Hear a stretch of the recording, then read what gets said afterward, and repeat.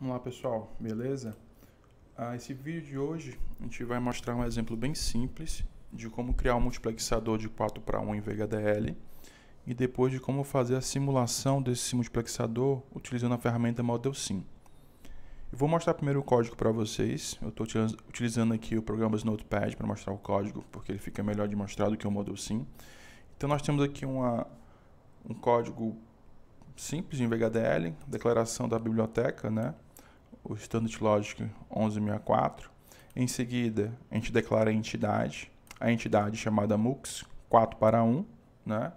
E aí nós vamos declarar 4 portas de entrada, A, B, C, D, do tipo de dado Standard Logic, mais 2 portas de entrada de seleção, S0, S1, também do mesmo tipo, e uma porta Z, que vai ser a saída.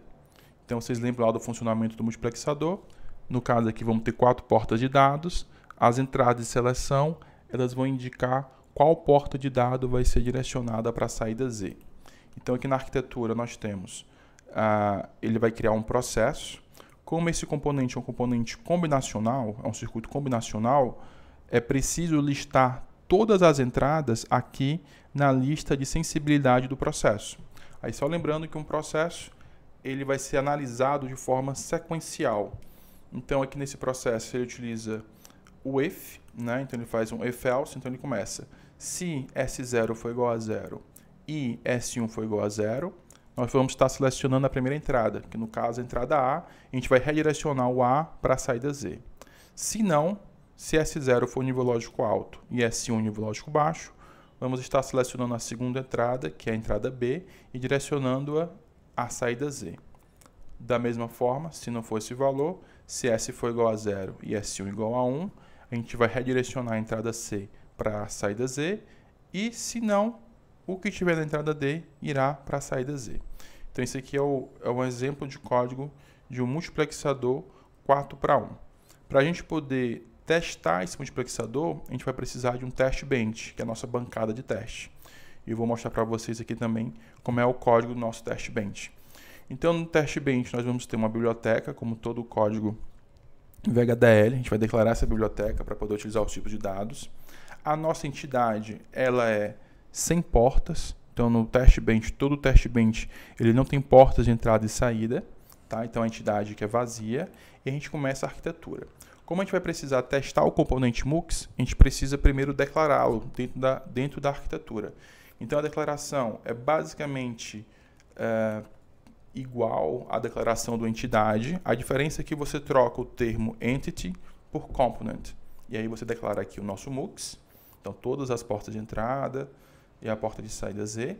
Em seguida, a gente vai declarar os sinais que nós vamos utilizar para conectar no componente que nós vamos testar. Então, temos todos os sinais correspondentes às entradas e o sinal correspondente à saída, o sinal Z. Preste atenção aqui que ele já determinou um valor para cada uma das entradas. Isso aqui é importante, porque se a gente não determinar um valor inicialmente, a ferramenta de simulação não vai saber qual vai ser o valor desse sinal e vai deixar lá indeterminado, né? E aqui ele vai fazer a instanciação do nosso componente de teste, que a gente chama de UUT, unidade em teste, né? Unit Under Test, que é basicamente, a gente tem um label, UUT, e aí declara o nome do componente, o port map, e a gente faz a ligação das portas, da porta do componente para o sinal que nós criamos. Então, aqui no caso, ele colocou os sinais com o mesmo nome das portas para ficar mais fácil. Tá? Em seguida, a gente começa a fase de estímulo, que é a fase que a gente vai gerar sinais, formas de onda, para estimular o circuito para ver o funcionamento na saída. Então, ele cria também um processo, e a gente vai utilizar as diretivas de tempo do VHDL. Então, esse wait for, ele vai esperar por 100 nanosegundos nesse caso. Então, ele mantém os sinais parados por esse período de tempo. E aí, ele começa a testar. Ele joga valores nas entradas, A, B, C, D. E aí, ele vai testar para cada uma das condições. Selecionando a primeira entrada, né, S0, S1, espera por 100 nanosegundos. Selecionando a segunda entrada, espera mais 100 nanosegundos. Seleciona a terceira, espera mais 100 nanosegundos. E selecionando a quarta entrada, espera mais 100 nanosegundos. E aí ele finaliza o processo. E aqui, como ele não colocou um wait, ponto e vírgula, esse processo ele fica se repetindo. tá? Então a gente vai ver lá na simulação que ele vai repetir o que foi feito aqui várias vezes. Então, a gente precisa agora ir lá no Model Sim, né, para poder fazer a simulação e criar o projeto. Então tá aqui o Model Sim. Eu vou primeiro criar o projeto, então venho em File, Novo Projeto, né, New Project. Vou colocar um nomezinho para ele, chamar de MUX 4:1, né? Vou deixar nessa pasta aqui mesmo, depois eu apago. E ele vai criar uma janelinha para a gente poder adicionar os arquivos. Então, no caso aqui, eu vou pedir para ele criar um novo arquivo. Vou colocar o nome do arquivo de MUX 4:1, tipo VHDL. Depois eu crio um novo arquivo que vai ser o meu TB, de TestBench, TBMux. Beleza? Como eu já tenho um código pronto, eu vou simplesmente abrir o arquivo aqui, MUX 4:1, e vou copiar o código que está lá no nosso amigo Notepad. Então, vou copiar o código, copiei, salvo o arquivo, mesma coisa para o código TestBench, salvo aqui, beleza? Depois que eu salvo, eu vou compilar nosso projetinho, então eu venho aqui na aba Compile, né, Compile, e mando compilar todos os arquivos.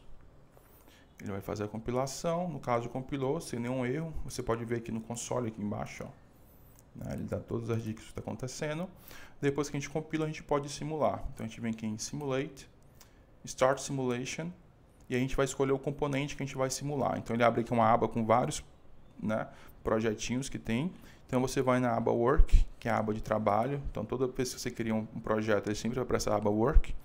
E aqui eu vou escolher, já tinha alguns componentes prontos, então eu vou escolher aqui o componente que eu quero simular, que é o TestBench do multiplexador, que está aqui, TB_MUX. Aperto OK, ele vai mudar aqui a configuração da ferramenta, e aí a gente vai poder adicionar o componente em teste, que é esse UUT, que está aqui no lado direito, ó, esquerdo, desculpa. A gente clica com o botão direito nele e manda adicionar na onda, ADD Wave. Quando a gente faz isso, ele vai criar uma janelinha aqui de onda, a gente vai poder abri-la, tá? E aí aqui a gente vai ver o quê? Nós temos todas as entradas e as saídas do nosso componente, e aqui não tem nada acontecendo porque não foi feita nenhuma simulação. Para rodar a simulação, eu vou aqui digitar o comando run e vou mandar ele rodar por algum tempo. Então vou pedir para ele rodar por 1 microsegundo. Quando eu faço isso, ele roda, já tem os valores aqui. Não dá para ver direito, então você vai ter que mexer aqui no zoom out, né, para ajustar na tela. E aí você vê já a forma de onda aparecendo, ó. Então aqui são as formas de onda e a gente vai poder verificar se o circuito está funcionando corretamente. Então, por exemplo, nessa primeira condição aqui, ele está selecionando, eu tenho S0 em 0, S1 em 0. O que tiver na entrada A vai para Z. Continua aqui a mesma coisa. O que tiver em A, agora A está em nível lógico alto, vai para Z. Nesse momento aqui, ele vai selecionar a segunda entrada, que é a entrada B. A entrada B foi para Z. E assim por diante, né? Ele vai repetindo esses TestBench. No caso, esse TestBench que nós fizemos, ele foi bem simples. Então, você tem que verificar visualmente na ferramenta. Quando você tem componentes mais complexos, o VHDL te dá algumas construções da linguagem que permitem que você verifique dentro do TestBench se os resultados estão corretos ou não e que você emita algumas informações, né, notificações, alertas para o usuário durante a simulação. Ok? Então é isso, pessoal. Espero que vocês tenham aproveitado. Até a próxima.